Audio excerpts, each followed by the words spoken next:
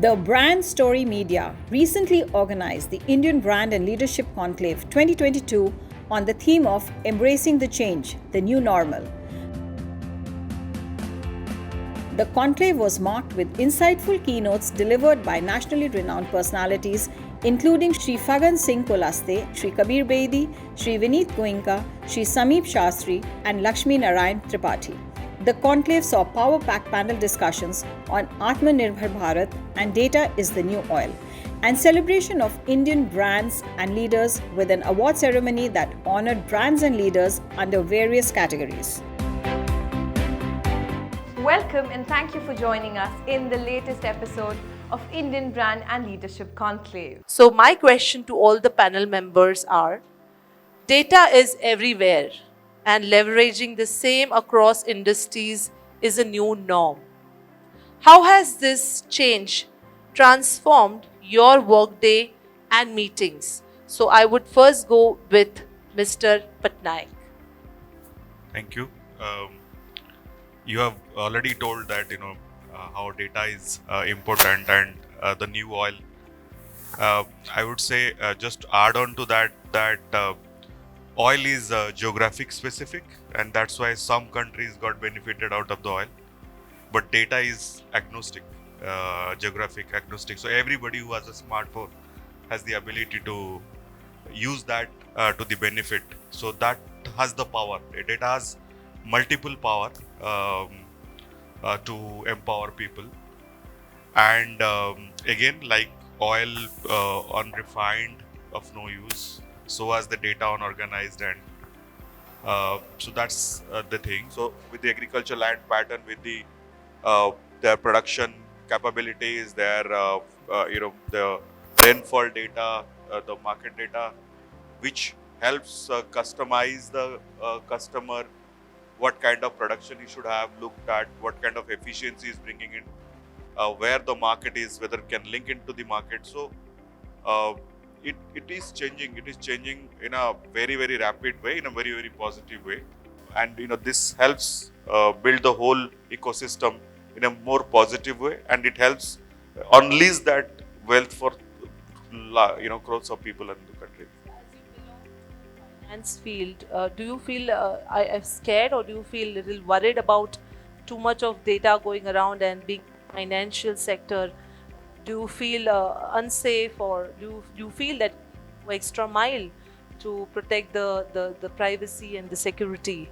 That is the most important, because with data, ethics also comes into play. We have to be very strong in that, and being regulated entities. Our regulator, Reserve Bank of India, has also put in a very strong data privacy policy. We undergo tremendous amount of audit and scrutiny of the use of data, the storage of data. All the data that as in financial institutions we collect has to be in India. It can't go outside. So all the servers, everything is in India. So that way our government and our regulators have protected the data and the ethics of the data also. Wonderful. How much you can use and how much you cannot, and what kind of consent that you have taken to use those data is already in place. Thank you. My question to Mr. Agarwal is, he's representing broadband. We have entered an age wherein we create more data than ever as consumers. Whether it is while using the internet, making transaction or answering surveys, when it comes to internet savvy millennials, Generation Z, how is your business using data to serve them better, and what challenge lies ahead? Okay, so that's a very good question. So first of all, let me tell you, when it talk about millennials and Generation Z, I mean, these are two very important customer dynamics in the marketplace. Okay, and the reasons for that is they bring in a lot of economic importance, and at the same time they are serious trendsetters. Okay? At our organization, we believe that if we are able to satisfy their needs, maybe we will be able to satisfy the needs of the older generations much better. Having said that, the challenge is that the consumer segment is very demanding, little impatient, and we always have to be on our toes, first of all, to provide a fault-free service, and in case there's a fault, the turnaround times for fault refer have to be much lower. So basically this is the challenge, and we overcome them by innovating our products and services timely. Super. Thank you so much. My question, Mr. Saharsh Damani, is the CEO, Federation of Automobile Dealers Association. Thank you, ma'am, for inviting me for this panel. Thank you, Abhay. Very pertinent question and a hot topic which is going across the country, especially in this hot summer. A lot of EVs are catching fire. So, coming straight to the point, obviously there's a lot of ho-halla about that I want EV, this person wants EV, everyone wants EV. But if we look at the numbers, data has something else to talk about. If I go by categories, two-wheelers, three-wheelers, passenger vehicles, majorly. So two-wheelers, which constitute 80% of total vehicle sales in the country. Of that, electric vehicles contribute only 2% of the total market.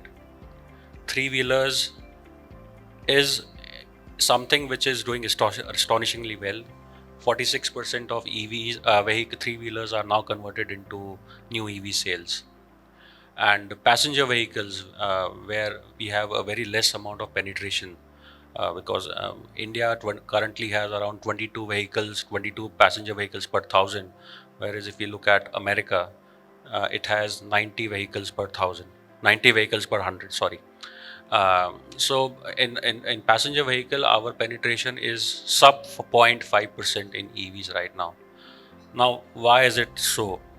Obviously, because of the Russia-Ukraine crisis and the war, there's a lot of chip shortage which is happening at this point of time. And as you know, electric vehicles are all about circuits, chips, and battery. And that's the reason we aren't able to produce much more than the demand which is there in the market. So if the supply side constraints are no more a bottleneck, I'm sure we in the last financial year we were growing by around 200% in two-wheelers in terms of EV sale.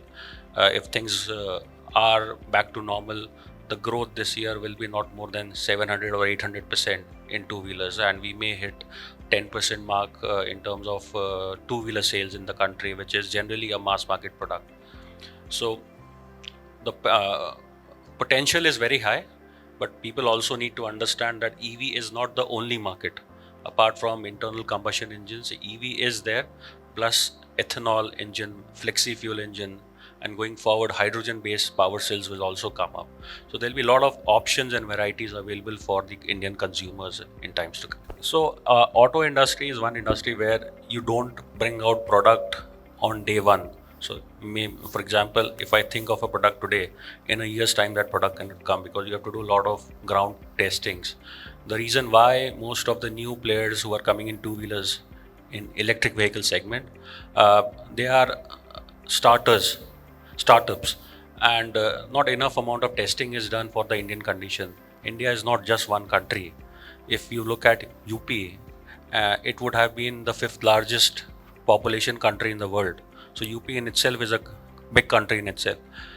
You need to do testing in cold regions, maybe in Kashmir, in southern region or in area like Delhi where you have extreme climates. You need to do testing in terms of humid climates. So whether your battery can sustain all these different climatic changes or not.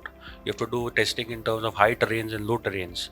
And at least 1 lakh kilometer of testing should be done before a vehicle is launched.